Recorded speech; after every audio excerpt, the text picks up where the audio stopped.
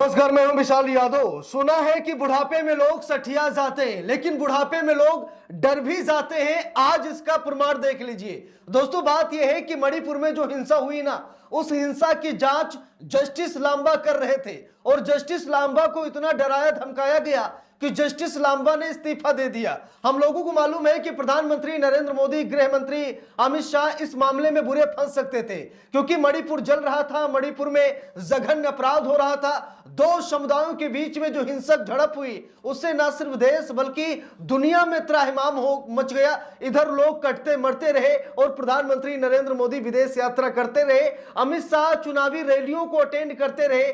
यानी कि मणिपुर को अकेले छोड़ दिया गया और मणिपुर जलता और सुलगता रहा। दोस्तों, इससे भाजपा की फजीहत हुई और इस पूरे मामले यानी घटनाक्रम की जांच कर रहे थे जस्टिस लांबा।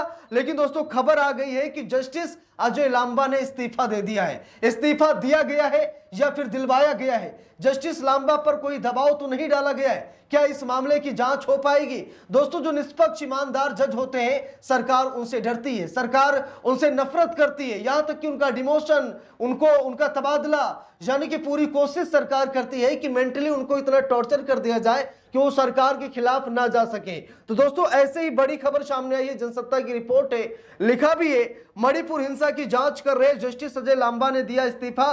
पूर्व सुप्रीम कोर्ट जज नए कमीशन हेड नियुक्त हुए। जरा देख लीजिए, सुप्रीम कोर्ट के पूर्व जज कमीशन हेड नियुक्त हुए हैं और अजय लांबा ने इस्तीफा दे दिया है। और ऐसे कोई इस्तीफा नहीं देता है, इस्तीफे के कई कारण होते हैं, वो कारण अभी तक सामने नहीं निकल के आ पा रहा है। कारण यह है कि प्रधानमंत्री नरेंद्र मोदी नहीं चाहते हैं कि मणिपुर हिंसा की फाइल खुले।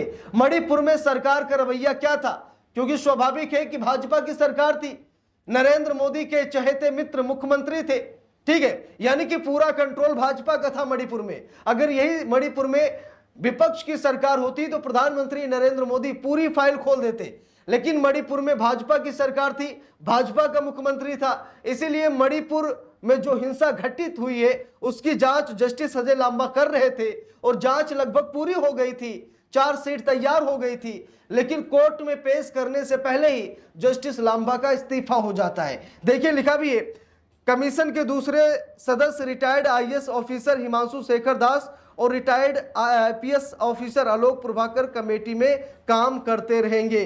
तो दोस्तों, बात यह है कि एक आईएएस एक आईपीएस, यानी कि ये दो अधिकारी पहले भी थे और अब भी ये काम करते रहेंगे, क्योंकि इनका रवैया शायद सरकार को पसंद आ गया है। देखिए, खबर में लिखा भी है, मणिपुर में हुई जातीय हिंसा की जांच कर रहे जुडिशियल कमीशन के हेड जस्टिस अजय लांबा ने गुरुवार को इस्तीफा दे दिया है। 3 महीने बाद अजय लांबा को इस हिंसा को लेकर केंद्र सरकार को रिपोर्ट सौंपनी थी।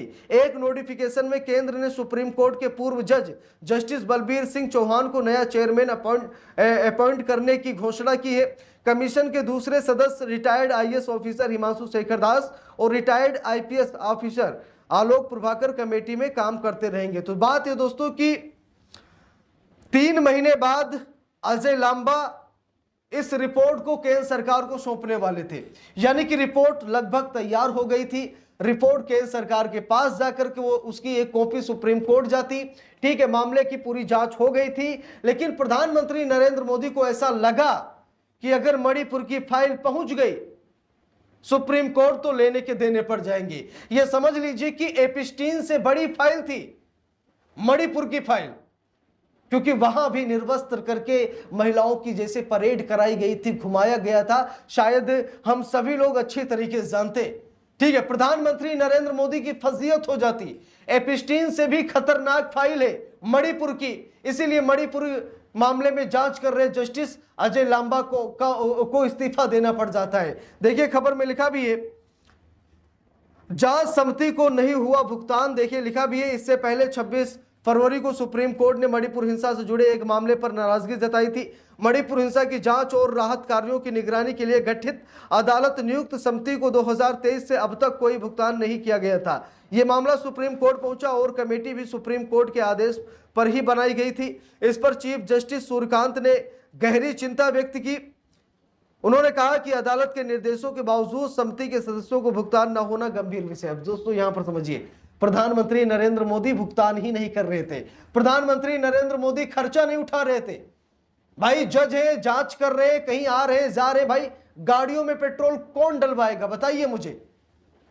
प्रधानमंत्री नरेंद्र मोदी भुगतान ही नहीं कर रहे थे, ये पूरी कोशिश कर रहे थे कि जांच ना हो पाए, और जब जांच किसी तरीके से हो गई, जजों ने अपने जेब से पैसा खर्च किया, उन्होंने फाइल तैयार की, और जब फाइल तैयार हो गई तो जस्टिस अजय लांबा का इस्तीफा हो जाता है, उन्हें हटा दिया जाता है, और एक नए सुप्रीम कोर्ट के पूर्व जज को कमीशन हेड बना दिया जाता है।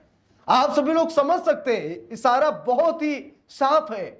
प्रधानमंत्री नरेंद्र मोदी नहीं चाहते थे कि मणिपुर की फाइल खुले, एप्स्टीन फाइल ना खुले। इसके लिए देश में गैस, डीजल, पेट्रोल का मुद्दा ला दिया गया, लोगों का ध्यान भटक गया, और मणिपुर की फाइल ना खुले, जज साहब का इस्तीफा हो गया।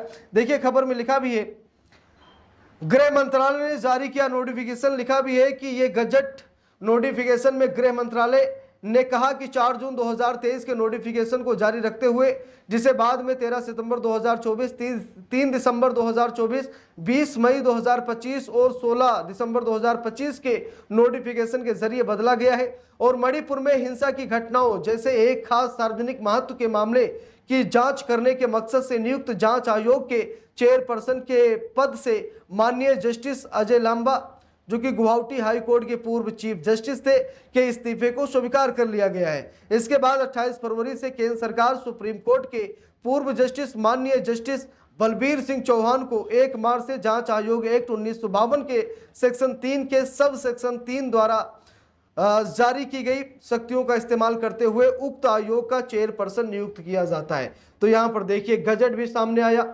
ठीक है। गजट सामने आने के बाद नए कमीशन हेड को नियुक्त कर लिया गया, बलबीर सिंह चौहान को बनाया गया नया कमीशन हेड, और जस्टिस अजय लांबा को हटा दिया गया।